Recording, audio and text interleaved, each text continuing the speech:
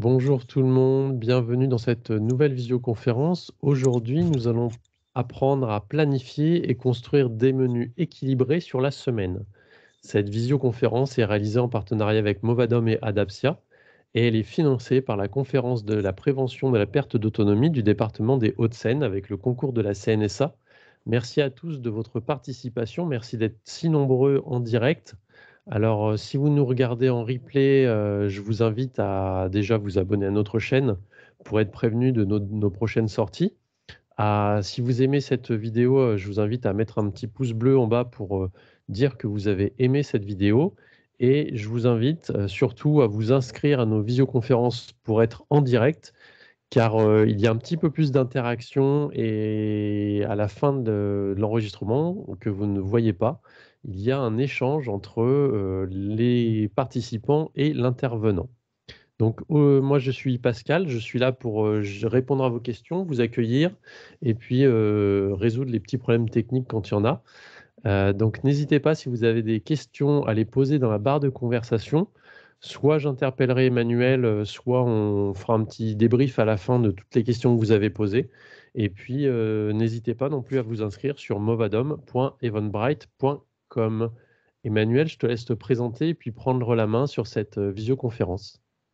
Très bien, merci beaucoup Pascal. Donc, pour ma présentation, donc je m'appelle Emmanuelle, je suis diététicienne nutritionniste.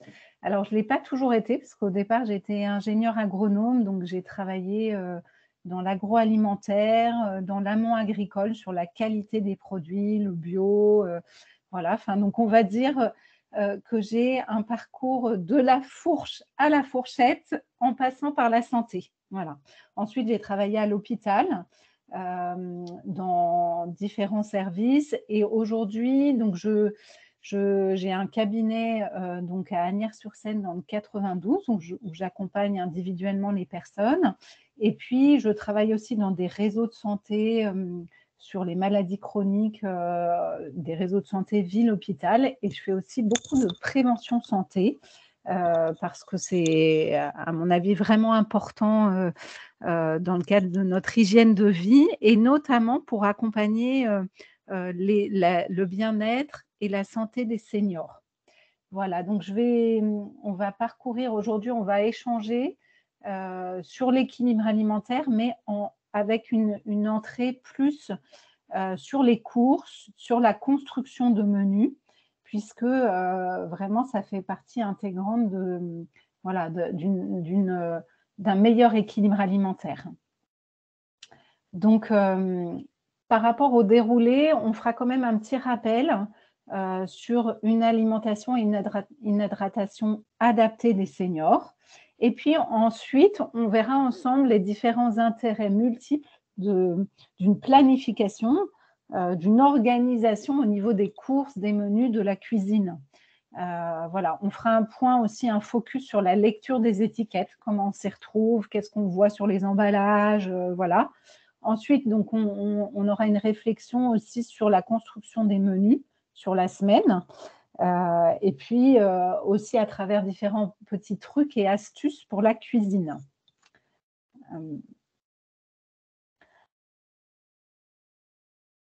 Alors du coup, c'est important en amont de bien se rendre compte que finalement, l'équilibre alimentaire, ça fait partie de quelque chose de beaucoup plus global et que l'idée, c'est de prendre en compte cet équilibre alimentaire dans le cadre de notre hygiène de vie globale et de se rendre compte que finalement, les différentes dimensions, les différents pôles de notre hygiène de vie, ils interagissent entre eux. Hein. Une personne qui va avoir un sommeil peu réparateur, qui accumule une fatigue chronique, elle va avoir plus de mal à se mobiliser, à faire une activité physique adaptée. Hein. Et en parallèle, elle va avoir tendance à grignoter, s'orienter plus vers des aliments gras et sucrés. Donc, vous voyez, cette interaction entre les différents pôles, sur la gestion des émotions aussi, quelqu'un qui est hyper stressé, il pourra aussi compenser au niveau alimentaire en grignotant ou en ayant des prises alimentaires sans fin. Hein. Et puis, il y a un pôle qui me paraît très important et qui nous concerne grandement sur la construction des menus, c'est la gestion et l'organisation de son temps.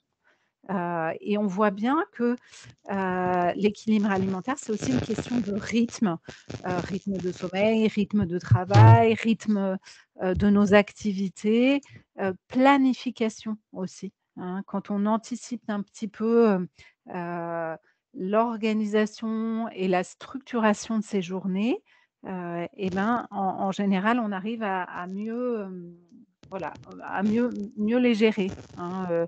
Par exemple, si vous avez une journée très, très chargée avec l'accueil de vos petits-enfants, des activités multiples dans la journée et que vous n'avez pas prévu l'organisation de votre dîner, bah, vous allez faire très simple et vous pouvez faire juste des pâtes, voilà. Alors que si vous avez prévu, si vous avez un petit peu anticipé en vous disant: «Bah, tiens, ce soir, je ne vais pas avoir le temps de cuisiner», heu et ben, ça permet d'avoir un meilleur équilibre alimentaire. Donc ça, c'est important pour vous de regarder cet équilibre alimentaire à travers un prisme beaucoup plus global de votre hygiène de vie, hein, et de voir quels sont les freins au niveau des différents pôles ou, heu, pour être plus positif, quels sont les leviers, hein, quels sont les pôles qui vous permettent d'aller vers une meilleure hygiène de vie.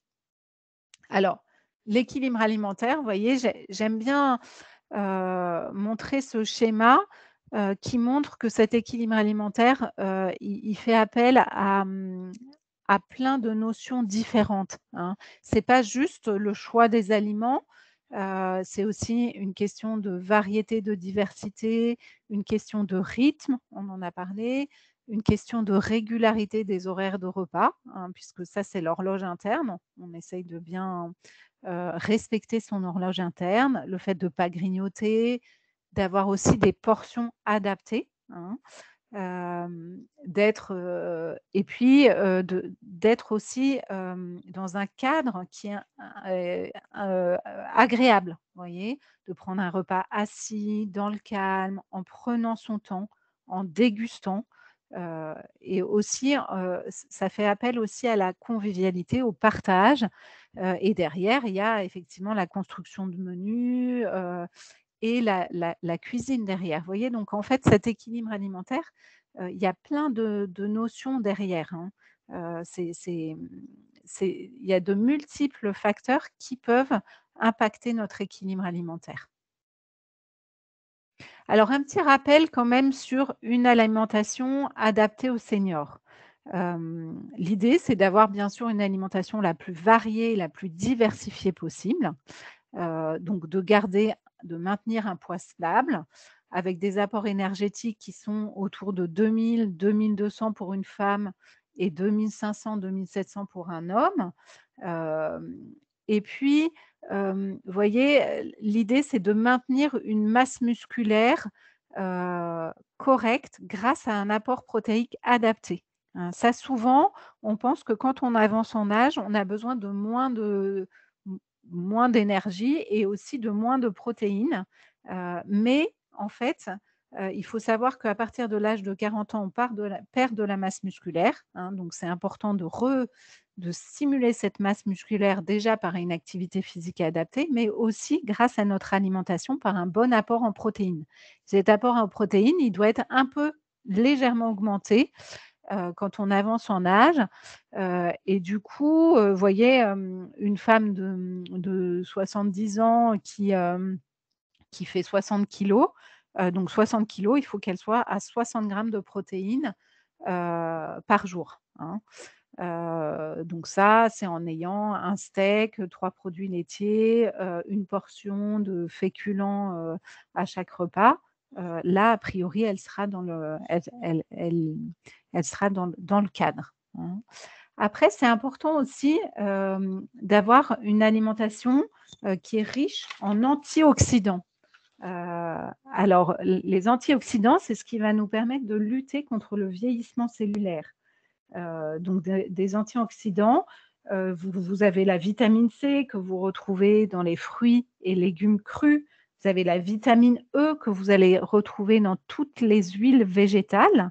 Vous avez le bêta-carotène dans les fruits et légumes oranges ou les flavonoïdes encore dans les tanins des fruits et légumes. Vous avez les oméga 3 que vous retrouvez aussi dans les poissons gras, dans certaines huiles, notamment le colza, lin, noix. Voilà. Et puis c'est important aussi de veiller à la qualité des matières grasses, hein, dans le cadre d'une prévention cardiovasculaire, et aussi pour bien faire fonctionner notre cerveau, hein. Donc privilégier surtout les huiles végétales en les variant et limiter les matières grasses animales. Ce qui est important aussi, par rapport à nos besoins c'est de bien s'hydrater tout au long de la journée et même sans sensation de soif et d'avoir une alimentation qui est riche en fibres, suffisamment riche en fibres.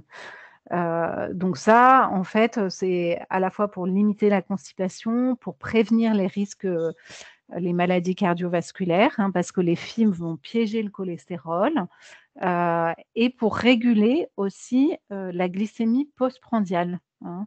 Parce que les fibres vont permettre une assimilation des sucres plus sur la durée et donc d'éviter d'avoir des pics, de glycémie postprandiale. Il faut aussi veiller à avoir un apport en calcium suffisant, hein, de 900 à 1 200 milligrammes par jour. Notamment 1 200 milligrammes, c'est plus quand on a, un petit peu des soucis d'ostéoporose et de veiller aussi, à son statut en vitamine D, pardon, puisque la vitamine D permet une bonne assimilation du calcium alimentaire, hein. S'il y a une carence en vitamine D, ce calcium alimentaire, il va être évacué dans les urines et il ne va pas être assimilé pour être minéralisé dans les os. Voilà. Donc ça, c'est un petit rappel sur, nos besoins alimentaires. Nos besoins en eau, vous savez qu'on a environ 60 du poids de notre corps, qui est constitué d'eau. Alors un peu moins chez la personne âgée, mais du coup, en fait, il faut, voilà, respecter cette balance hydrique et veiller à apporter de l'eau un peu tout au long de la journée, hein, et ce qui nous permet aussi de bien hydrater nos reins, tout au long de la journée, hein. Donc et boire sans soif, hein, et puis en plus, quand on avance en âge, cette sensation de soif, elle diminue progressivement. Donc il faut avoir ces petits réflexes, hein, d'avoir toujours, une petite bouteille d'eau à côté de soi ou, et bien de penser à établir un plan hydrique, hein. Au petit déjeuner, je prends, un thé. Ensuite, à 10 heures, je rebois une tisane. Pendant mon déjeuner, je bois 2 verres d'eau. Ensuite, à 14h30, je rebois 2 verres d'eau. Enfin, vous voyez, il faut établir les choses et penser aussi que si on a une alimentation bien équilibrée avec, des produits laitiers, avec des fruits et légumes, il y a 1 litre d'eau qui est apporté aussi par les aliments qu'on ingère, hein. Voilà. La pyramide alimentaire, c'est une façon très simple de représenter, l'équilibre alimentaire et les repères de consommation, hein. Donc vous voyez, l'hydratation à la base. Ensuite, on va avoir les fruits et les légumes, au donc ce qu'on va avoir en proportions les plus importantes, les féculents, ensuite les produits laitiers et la viande, le poisson, les œufs, les matières grasses ajoutées et les fruits à coque et enfin, en haut de la pyramide, donc ce qu'on consomme avec modération, c'est tout ce qui est boissons, produits sucrés, produits gras et sucrés et alcool. Donc c'est bien d'avoir des repères, vous voyez, sur l'équilibre alimentaire. Donc on a dit en moyenne 1,5 litre d'eau par jour, répartie sur toute la journée, 1 à 2 portions de viande, de poisson ou d'œufs. Ouais, qu'est-ce que c'est une portion? C'est environ 125 grammes ou 2 tranches de jambon ou 2 œufs, heu, 2 à 3 laitages.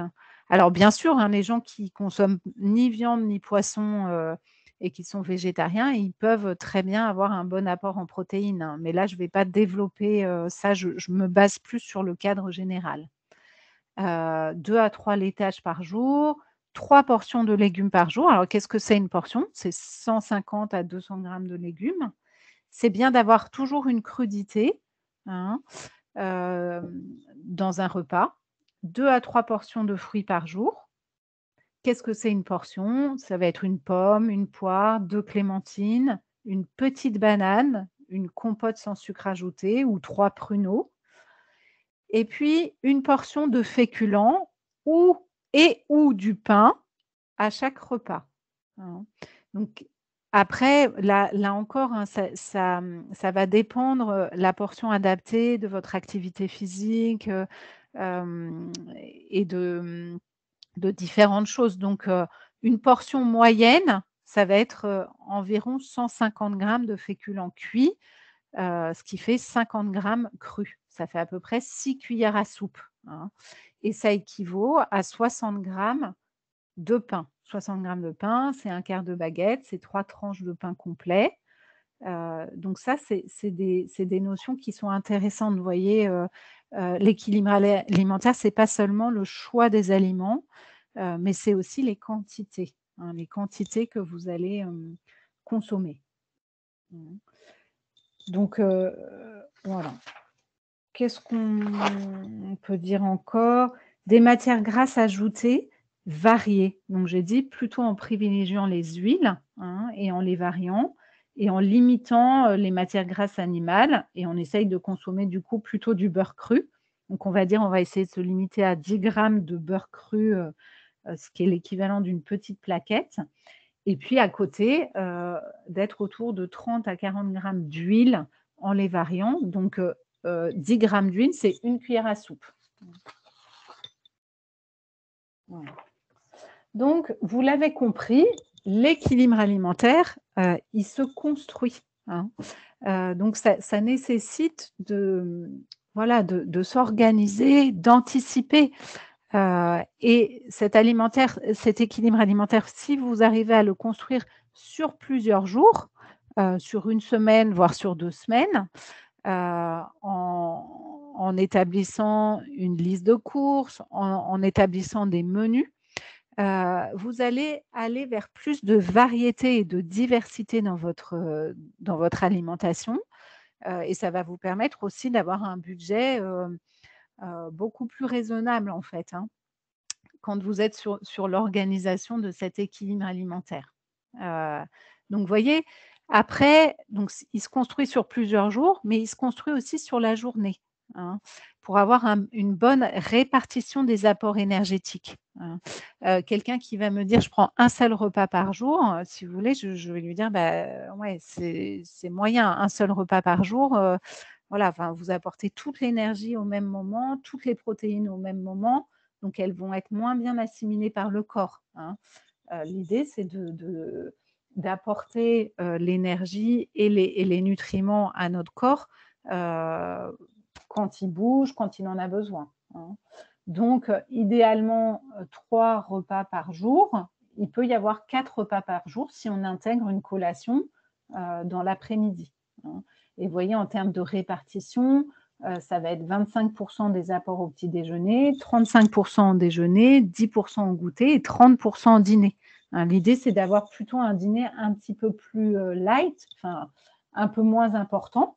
Déjà parce que ça va permettre une meilleure digestion, voilà, enfin, un meilleur endormissement, donc un peu en entonnoir, hein. Après, il y a des cas particuliers, des gens qui prennent jamais de petit déj, d'autres qui, voilà, ça c'est à voir, avec un accompagnement individualisé, hein, voilà. Et puis cet équilibre alimentaire, il va se construire aussi, hem, à travers un choix, structuré et varié des aliments au moment de votre repas, sur chaque repas, hein. Donc pour le petit déjeuner, vous pouvez retrouver à la fois un produit laitier, un féculent, un fruit, hein. Pour le déjeuner et le dîner, vous pouvez avoir une source protéique. Alors c'est pas obligatoire d'en avoir au déjeuner et au dîner, hein. Vous pouvez en avoir, juste au déjeuner par exemple, et pas au dîner, hein. Un féculent, un légume, un produit laitier, un fruit. Mmh. Et pour le goûter, vous pouvez choisir un, 2 ou 3 aliments parmi les familles suivantes: fruits, produits laitiers, féculents.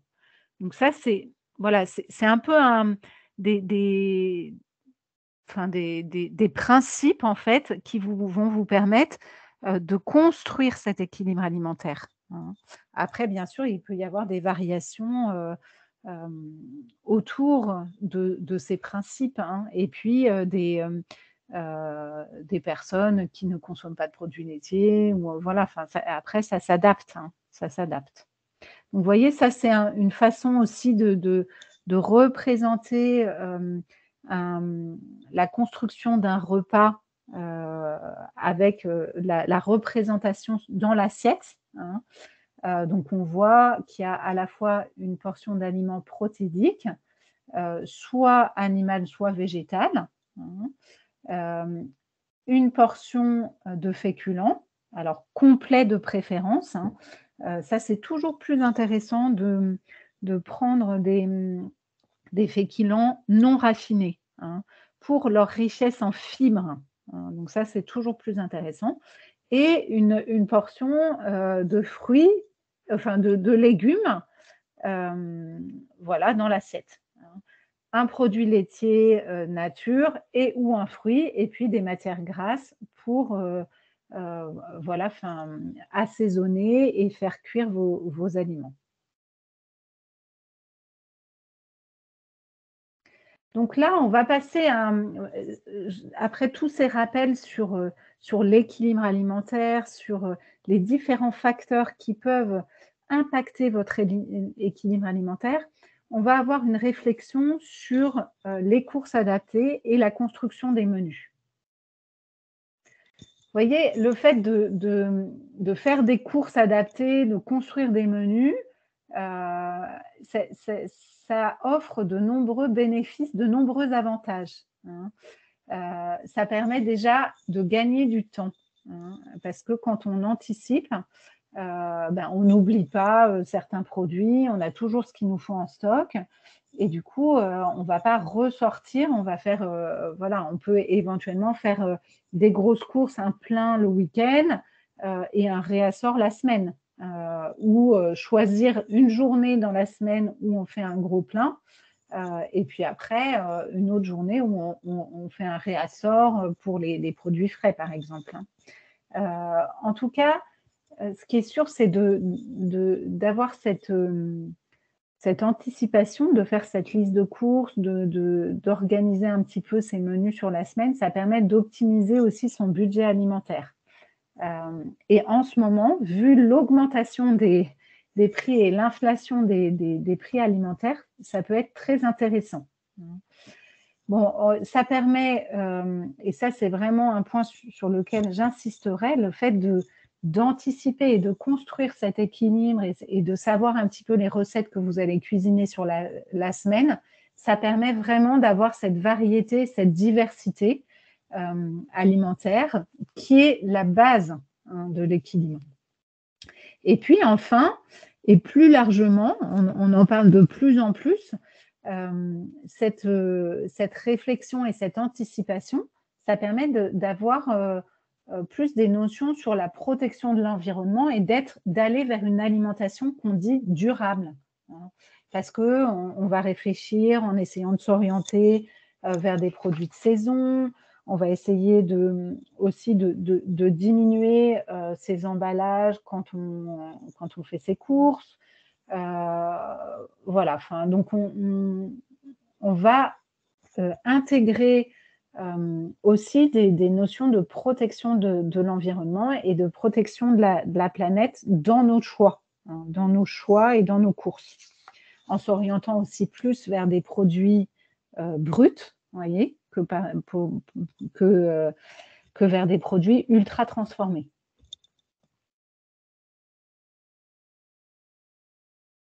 Alors là, quelques astuces sur le budget.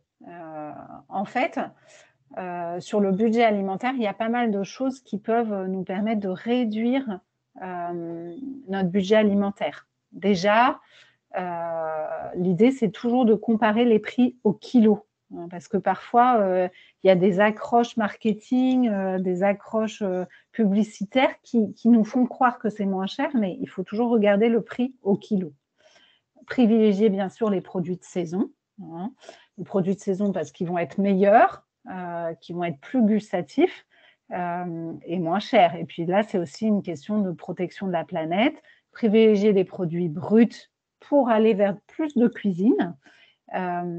Savoir choisir les marques repères ou discount, notamment sur des produits de base.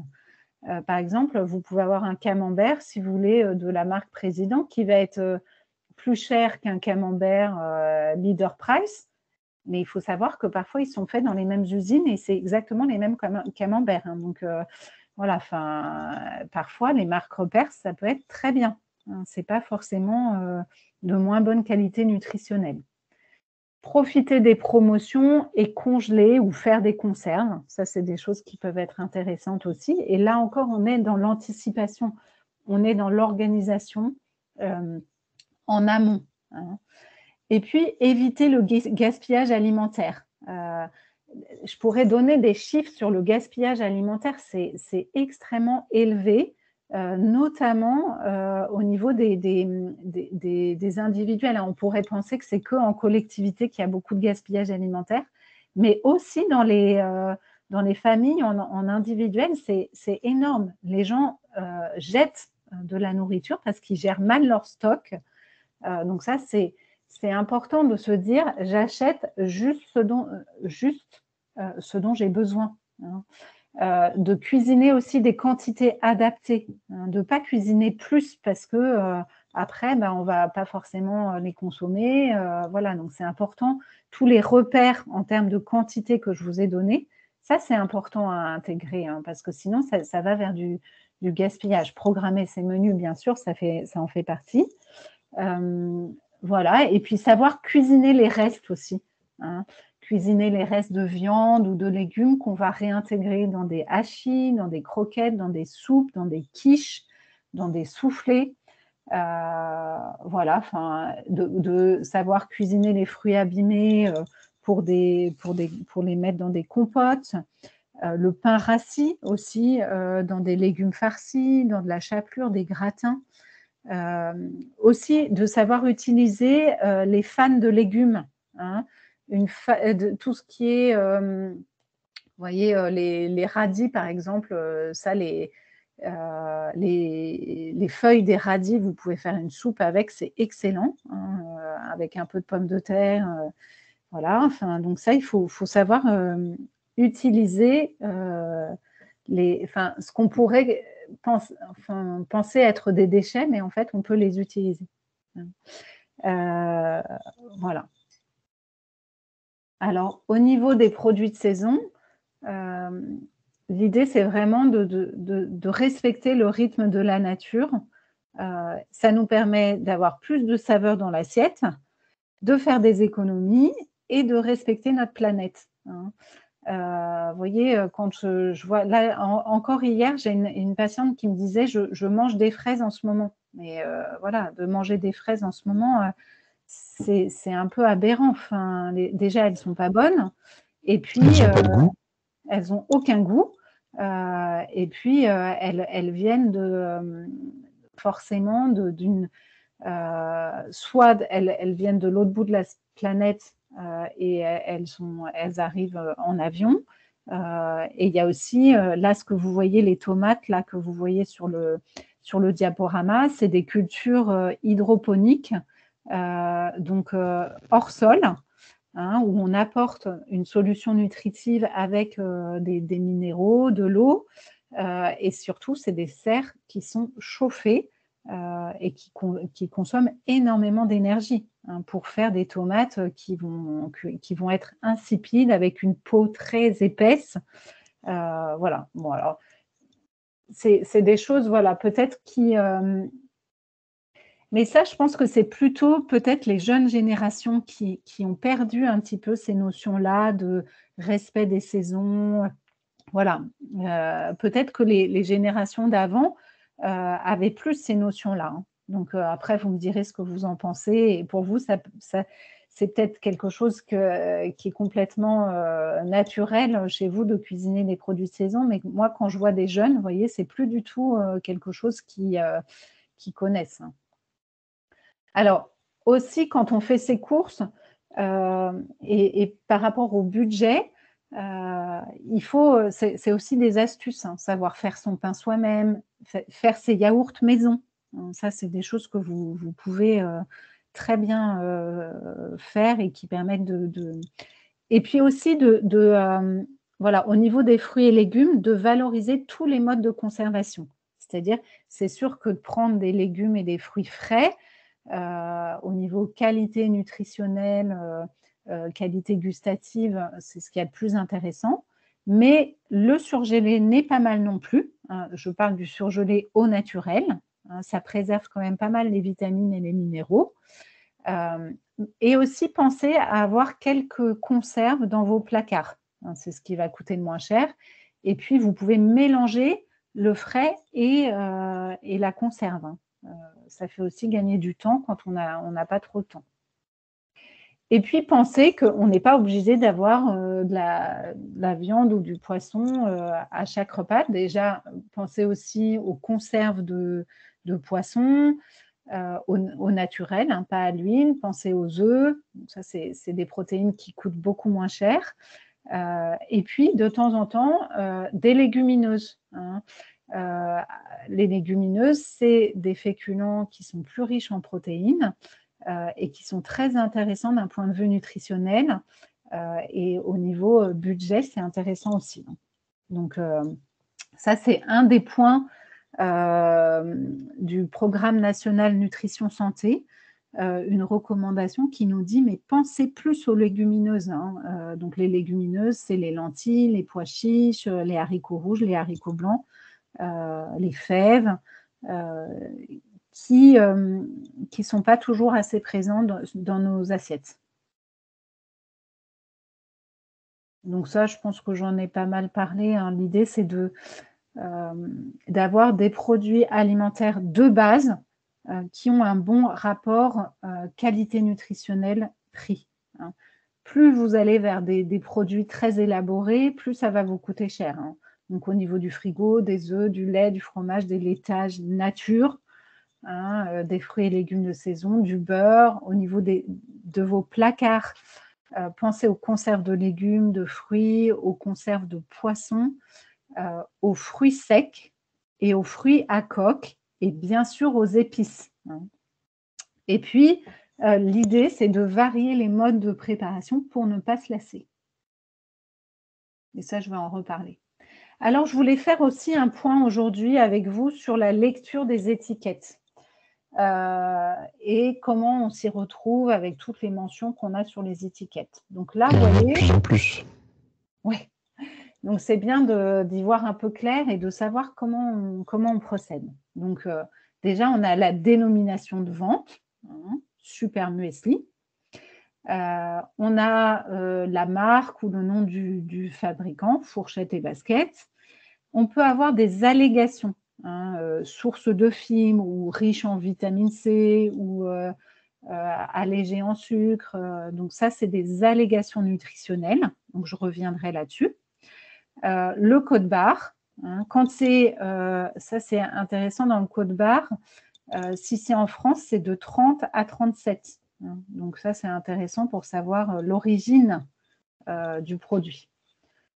Enfin, après, bon, il faut rentrer dans les détails parce que parfois, l'origine du produit, ça peut être là où il a été transformé, hein. Donc, bon, c'est parfois complexe. Qu'est-ce qu'on retrouve encore? Le tableau des valeurs nutritionnelles. Et ça, je vais vous expliquer un petit peu comment on peut le lire. Tout ce qui concerne la conservation du produit, donc la date limite d'utilisation optimale quand c'est de l'épicerie, hein, ou quand c'est un produit frais, la DLC. Et puis, on a surtout la liste des ingrédients par ordre décroissant. Et ça, c'est hyper intéressant. La liste des ingrédients, ça nous donne plein d'indications. Donc, vous voyez, il y a des mentions nutritionnelles qui sont obligatoires. Hein. Donc, dans les mentions nutritionnelles qui sont obligatoires, vous avez la liste des ingrédients. Cette liste, c'est important de la regarder parce qu'elle nous donne déjà plein d'indications. Si la liste est très longue, c'est plutôt mauvais signe. Hein. Ça veut dire que il y a beaucoup d'ingrédients, qu'il peut y avoir des additifs, que voilà, a priori, vous êtes plus sur un produit qui est très transformé.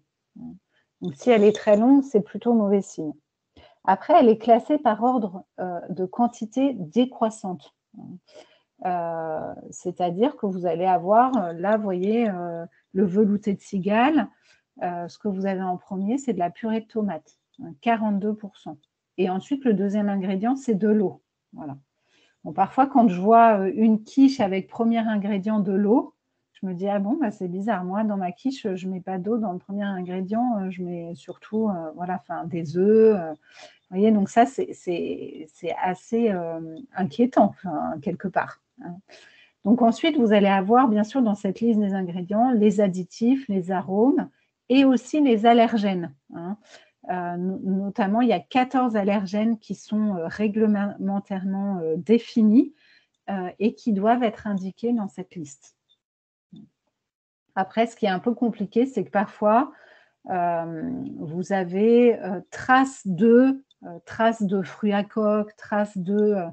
alors ça, à moins d'avoir une allergie très très forte à certains produits, c'est plus le principe de précaution. Hein. Donc voilà,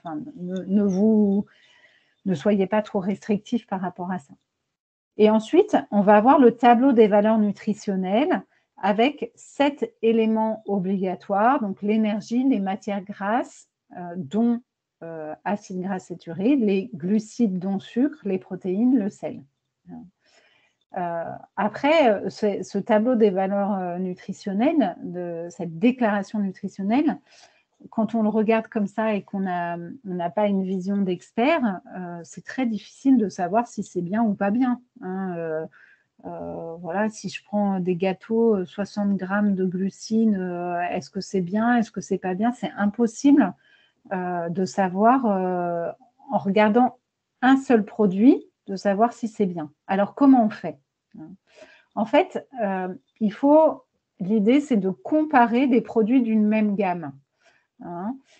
L'idée, c'est de préférer des aliments avec une liste d'ingrédients qui est courte, incluant peu d'additifs. Hein. De prêter une attention particulière aux éléments de la liste. Hein, et ça, c'est ce que je vous ai dit. Hein, sur les ingrédients majoritaires, si vous avez une quiche et que les premiers ingrédients, ce n'est pas les œufs, la crème et les lardons, bon, bah, voilà, vous pouvez vous dire c'est bizarre. Hein. Et puis ensuite, pour tout ce qui est tableau des valeurs nutritionnelles, l'idée, c'est de comparer deux produits entre eux. Hein. Je prends par exemple, si vous choisissez un fromage blanc ou des yaourts, vous prenez un yaourt nature, où vous savez que c'est le produit de base, hein, et vous le comparez avec un autre yaourt que vous souhaitez acheter. Hein. Et là, du coup, vous aurez un élément de comparaison. Hein. Et vous pourrez aussi regarder certains nutriments qui sont moins bons pour la santé et dont la consommation excessive est néfaste, notamment les acides gras saturés, le sel, les sucres ajoutés. Après, vous voyez, quand on lit les étiquettes, il y a pas mal d'autres mentions facultatives. Alors, qu'est-ce qu'on peut retrouver? On peut retrouver tout ce qui est label et signe de qualité. Hein, donc, le label rouge, l'AOP, après, il y a des indications d'origine protégée. Donc, ça, c'est des labels qui, derrière, sont définis avec un cahier des charges très précis. et qui sont donc des cahiers des charges qui sont encadrés et qui sont ensuite contrôlés par des organismes certificateurs indépendants. Donc ça, ces labels, vous pouvez vous baser dessus, hein. C'est intéressant, hein. Et ce n'est pas de la publicité mensongère ou quoi que ce soit. Ça, c'est intéressant quand vous faites vos courses d'aller vers ces labels. Ensuite, vous avez aussi ce qu'on appelle les allégations nutritionnelles ou de santé, hein, comme riche en vitamine C ou source de fibres ou allégé en matière grasse. Donc ça, ces allégations nutritionnelles, elles sont définies réglementairement et donc les industriels ne peuvent pas dire n'importe quoi, hein. Elles sont définies réglementairement. Et puis là, vous voyez, vous avez d'autres mentions facultatives. Là, il y a le Nutri-Score, par exemple, et ça, je vais vous l'expliquer. Un écolabel. Donc ça, on va de plus en plus vous aider à aller vers une alimentation durable avec des critères qui vont vers une protection de notre planète. Donc, voilà. Alors, après, le Nutri-Score, moi, je dirais... l'idée, c'est avant d'aller vers des produits transformés, c'est d'essayer d'avoir le plus possible dans votre panier des aliments bruts, hein, parce que un Nutri-Score sur des fruits, des légumes, voilà, ça sert à rien, hein. Et pour autant, c'est ces produits bruts qui sont les plus intéressants pour nous, hein. Donc, ce Nutri-Score, il peut vous aider rapidement à choisir les bons produits, mais dans certaines conditions, hein. Et c'est bien d'avoir un peu ce regard critique quand on achète voilà, dans nos achats, hein. Donc, ce Nutri-Score, vous voyez, c'est un petit logo qui classe les produits de A, donc A très bien, vert foncé, à E très mauvais, rouge, hein. Et il classe suivant des critères, vous voyez, en fonction de nutriments et d'aliments à favoriser, donc les fibres, les protéines, les fruits et légumes, les légumes secs, et de nutriments à limiter, hein. Donc, voilà, limiter les calories, limiter les acides gras saturés, les sucres ajoutés, le sel, hein. Voilà. Après, ça peut être un peu réducteur, hein, et notamment, il ne prend pas en compte tout ce qui est additif et il ne prend pas en compte tout ce qui concerne la transformation des aliments, hein.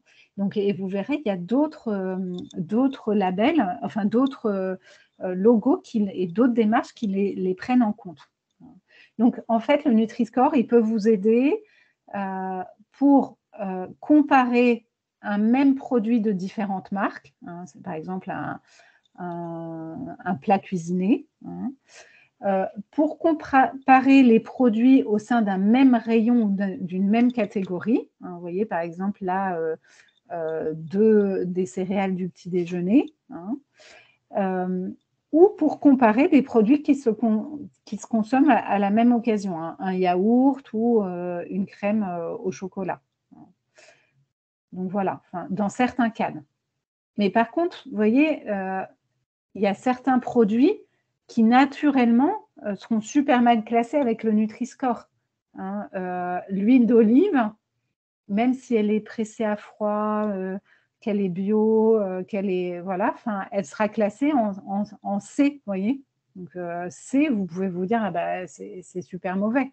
Pourquoi elle est classée en C? Parce que dans l'huile, vous n'avez que des matières grasses.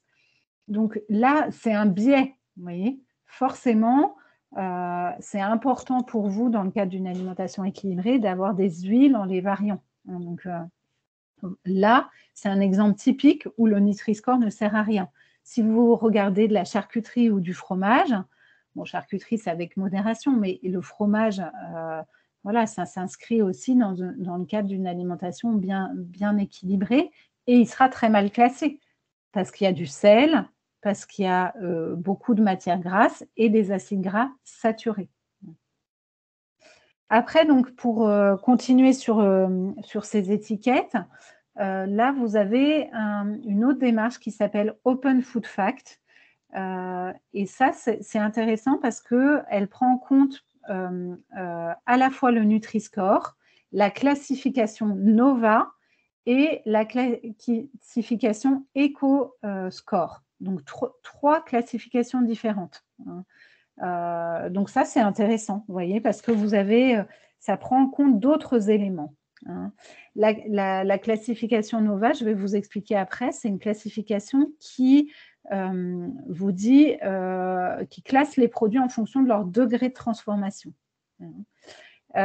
Yuka, c'est une démarche qui est privée. Donc, vous voyez, le Nutri-Score, c'est public. C'est porté par les pouvoirs publics. Yuka, c'est privé. Donc voilà, bon, ça peut avoir ses travers aussi. En tout cas, ça prend en compte tous les critères du Nutri-Score et en plus les additifs. Voilà. Donc on continue. Ça, je trouve ça vraiment intéressant. C'est des classifications qui sont apparues ces dernières années. C'est nouveau, mais c'est hyper important, vous voyez. Et là, ça prend en compte le degré de transformation. Donc, vous voyez, le niveau 4 chez Nova, vous allez avoir des produits ultra transformés avec beaucoup d'additifs et aussi des procédés industriels qui vont abîmer quelque part les aliments. Vous voyez, du chauffage haute température ou de l'extrusion, du cracking. Et ça joue sur les aliments. Enfin, vous pouvez avoir la même quantité de sucre ou de matière grasse, mais si vous utilisez ces procédés industriels, ces matières grasses, ces aliments bruts au départ qui seront ultra transformés, eh ben, ils ne vont pas être assimilés pareil par votre organisme. Donc, NOVA, SIGA, c'est des classifications qui apparaissent de plus en plus sur les produits et qui sont intéressantes à regarder, vous voyez, parce qu'elles prennent en compte l'effet matrice des aliments. Et encore une fois, moi, en tant que diététicienne, je ne peux que vous dire que c'est mieux de prendre des produits bruts dans votre alimentation. Là, vous voyez, alors on ne voit pas bien sur la… Ça a bougé en fait. C'est la mention sans sucre ajouté. Sans sucre ajouté, c'est une allégation nutritionnelle. Qu'est-ce que ça veut dire ? Ça ne veut pas dire qu'il n'y a pas de sucre dans l'aliment. Dans un smoothie, si vous regardez la liste des ingrédients, vous voyez que c'est des fruits. Forcément, il y a du sucre. Il y a du fructose, du fruit. Ça veut dire qu'ils n'ajoutent pas de sucre en plus. Et cette mention, sans sucre ajouté, elle n'est pas à confondre avec sans sucre. Sans sucre, sans S, ça veut dire sans saccharose. Donc, le saccharose, c'est le sucre en morceaux, voilà. Mais sans sucre, sans S, ça ne veut pas dire qu'il n'y a pas d'autre sucre. Ils peuvent mettre du sirop du mannitol, du sirop de fructose, du sirop d'amidon, vous voyez, donc il peut y avoir d'autres sucres que le saccharose. Allégé en sucre, ça c'est une allégation nutritionnelle qui est encadrée par la réglementation et qui veut dire qu'elle contient au minimum 30% de sucre en moins qu'un produit similaire. Donc allégé en sucre, ça veut dire qu'ils peuvent rajouter du sucre en plus. Voilà. Donc là, j'en ai terminé sur les étiquettes et encore, on pourrait en parler pendant très longtemps parce que voilà, c'est difficile de s'y retrouver. Donc, je dirais que l'idée, c'est d'abord de regarder la liste des ingrédients et après de comparer des produits d'une même gamme et les valeurs nutritionnelles pour les mêmes produits. Et après, vous pouvez vous aider du Nutri-Score ou de Yuka. Mais l'idée, c'est quand même d'être sur des produits bruts le plus possible et les moins transformés possibles. Alors après, quelques astuces pour être sur la réalisation de menus équilibrés. Hein. L'idée, c'est de regarder sa journée alimentaire, voilà, du petit déjeuner, du déjeuner et du dîner, hein, d'avoir un équilibre sur la journée en vertical et sur la semaine en horizontal, hein, en recherchant la variété, la diversité des aliments de chaque famille. Hein. Essayez aussi d'avoir à chaque repas un légume, soit en entrée de crudité et ou en accompagnement. Et toujours de privilégier plutôt un accompagnement légumes au dîner et un accompagnement féculent au déjeuner, ou encore mieux, hein, un mix des deux, légumes et féculents. Attention à ne pas avoir des portions pain féculents, enfin en tout cas à les adapter en fonction de l'activité physique. D'essayer de ne pas avoir trop de fromage dans la journée. Hein. Si vous avez 2 fromages dans la journée, plutôt avoir voilà, un fromage blanc, puis après un fromage le soir. Ou, voilà. Pas d'entrée trop grasse trop souvent, charcuterie, feuilleté. Pas de plat protéique très gras trop souvent, cordon bleu, moussaka, lasagne, voilà, avec plein de béchamel et tout ça trop souvent. Hein. Et pareil, sur les desserts, si vous avez une panna cotta et puis après une tarte au citron meringuée, enfin voilà, essayez de retrouver un équilibre aussi sur les desserts en n'ayant pas trop souvent de desserts trop gras et sucrés. C'est un peu l'idée. Là, vous voyez, je vous ai mis un exemple d'un menu hein, sur 3 jours. Hein, donc 3 jours, ce n'est pas beaucoup. Hein. L'idéal, c'est de regarder sur la semaine. Donc là, si on regarde la première journée, bon, je vais le faire pour vous parce qu'il ne nous reste plus beaucoup de temps. Vous voyez, taboulet, poulet basquaise, riz pilaf, camembert, tarte aux pommes, pain. Moi, ce qui me choque dans ce repas, c'est qu'il y a beaucoup trop de féculents. Il y a des féculents en entrée, des féculents voilà, dans le plat principal et des féculents en dessert, avec du pain en plus. Hein. Pour moi, ça manque aussi de légumes. Hein. Il y a un petit peu dans le poulet basquaise, mais c'est très peu, c'est pas assez. Hein. Donc l'idée, c'est de remplacer le taboulet par une crudité, par exemple. Déjà, ça rééquilibre déjà beaucoup mieux le repas. Hein. Et le soir, on a quoi? On a un potage poire aux pommes de terre, une quiche lorraine, une compote de poire et du pain. Bon, là, ça me choque moins, vous voyez. Après, l'idée, c'est de regarder aussi l'équilibre sur la semaine. On voit qu'on a une tarte le lundi, une quiche lorraine le soir et on a à nouveau une tarte le mardi. Ça fait beaucoup trop de tartes. Hein. Donc, il faut changer là. Voilà. Après, œuf mayonnaise, donc c'est quand même des entrées assez grasses. Et le jour d'après, on a du saucisson, entrée très grasse. Et sur le même repas, on cumule saucisson, cassoulet, donc avec des saucisses aussi. Donc là, l'idée, c'est de changer cette entrée pour rééquilibrer hein, sur les 3 jours. Hein. Donc, vous voyez, l'idée, c'est d'avoir cette double entrée, hein, d'analyser en fait ces menus sur la journée hein, et d'analyser aussi ces menus sur la semaine pour retrouver une variété, une diversité. Donc là, on le fait a posteriori, hein, on analyse son menu a posteriori. Mais l'idée, c'est quand on est dans l'anticipation de la construction de menus en amont, ça permet d'avoir cet équilibre. Voilà. Vous voyez, donc là j'ai rééquilibré le menu. Hein, et donc, on se retrouve en faisant quelques petits changements à avoir un équilibre beaucoup plus adapté. Beaucoup plus adapté. Après, c'est bien aussi d'avoir des trucs et des astuces en cuisine hein, pour aller vers cet équilibre alimentaire. Cuisiner à l'avance. Hein, je ne sais pas si c'est des choses que vous faites. Par exemple, vous faites un plat, un sauté de poulet aux champignons. Le week-end, vous recevez vos petits-enfants. Voilà, vous faites ce sauté de poulet aux champignons. Vous pouvez très bien vous dire, tiens, j'ai des Tupperware en verre, hein, c'est mieux. Vous faites des portions individuelles et vous les congelez. Hein. Et comme ça, pour des jours où vous avez moins le temps, vous sortez vos plats que vous avez déjà congelés. Hein. L'idée aussi, c'est de préparer aussi les légumes un peu à l'avance. Hein. Il y a certaines crudités qui peuvent se préparer à l'avance, les carottes râpées par exemple, de cuire aussi à la vapeur, au four, de faire des soupes.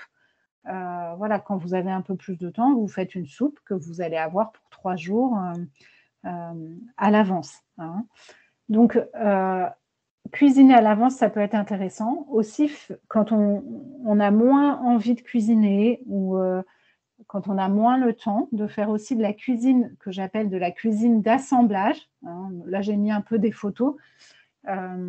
Et puis aussi le vite fait, bien fait, hein, en utilisant les surgelés au naturel, la cuisine du placard, hein, pourquoi pas, hein, même si c'est moins bien que les produits frais, ça peut dépanner de temps en temps.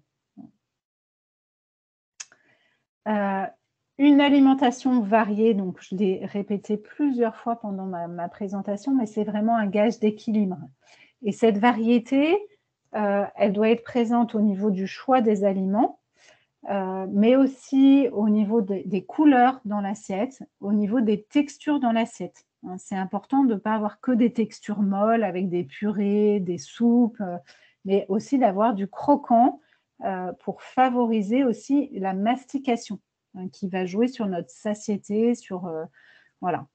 Et puis la variété des saveurs à travers des recettes variées, mais aussi en utilisant des épices, des herbes, des aliacées. Voilà. Enfin, donc ça, c'est important de varier les saveurs.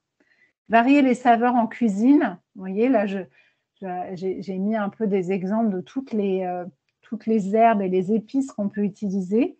Je ne suis pas sûre que vous ayez l'idée d'utiliser toutes ces souvent, on se cantonne à certaines épices.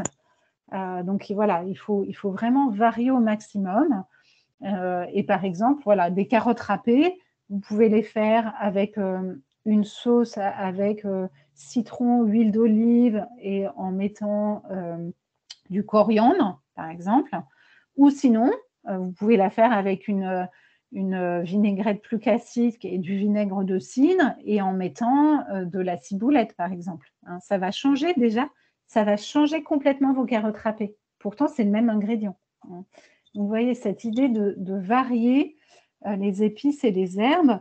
Un autre exemple, par exemple, une compote de pommes, vous pouvez la mettre avec de la cannelle ou avec de la vanille. Hein, là, vous allez avoir une saveur encore qui est très différente.